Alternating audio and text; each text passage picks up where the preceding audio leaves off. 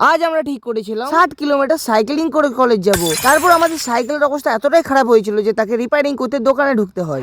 কি আর বলবো, আজ আমি আর আমার বন্ধু কলেজের উদ্দেশ্যে বেরিয়ে পড়ি। রাস্তায় যেতে যেতে একটা পাঠা ছাগলের সাথে দেখা হয়, সেও আমাদের সাথে কলেজ যাচ্ছিল। আজ আমরা তিনজন মিলে ঠিক করি যে সাইকেলিং করেই কলেজ যাব। ওই জন্য আমরা সাইকেল নিয়ে বেরিয়ে পড়ি। রানীগঞ্জ পর্যন্ত সাইকেলিং করার পর আমাদের এরোফোর্টিনি বেরিয়ে যায়। এই জন্য আমরা স্টেশনে চলে আসি ট্রেনে করে কলেজ যাওয়ার জন্য। আর এইদিকে দেখো আমাদের দেশের লোকাল ট্রেনের অবস্থা।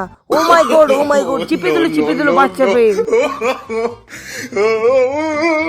কলেজে এসে স্যার আমাদের একটা জব দিয়েছিল, আমরা সেই জবটা করতে থাকি। দেখো আমরা কত সুন্দর জবটা করেছিলাম। আর এইদিকে দেখো আমাদের ক্লাসের টপার যে একটা ছেলেকে বোঝাচ্ছিল যে জবটা কেমন করে করতে হবে। তারপর আমরা জবটা কমপ্লিট করে কাগজে বেঁধে স্যারকে জমা দিয়ে দিই। দেন আমরা ঘর আসার সময় স্টেশনে বসে খাবার খাই। আমরা যখন খাবার খাচ্ছিলাম তখন আমাদের সাথে দেখা করতে আসে আমাদের একটা পুরনো বন্ধু, সেও আমাদের সাথে বসে বসে খাবার খাচ্ছিল। তারপর আমরা ট্রেনে করে ঘর আসছিলাম। এখন ট্রেনটা মোটামুটি ফাঁকাই ছিল, ওই জন্য আমরা বসার জন্য সিটও পেয়ে যাই। ট্রেনের ভিতর থেকে বাইরের দৃশ্যটা কেমন লাগছিল তোমরাও একটু দেখো। তারপর আমরা স্টেশন থেকে সাইকেলটা নিয়ে নিই এবং সাইকেলে করে আমরা আবার ঘরের উদ্দেশ্যে রওনা দিই। আসার সময় সাইকেলটি আমাদের খারাপ হয়ে যায়, ওই জন্য আমরা সাইকেল রিপেয়ারিং এর দোকানে যাই সাইকেল সারাবার জন্য।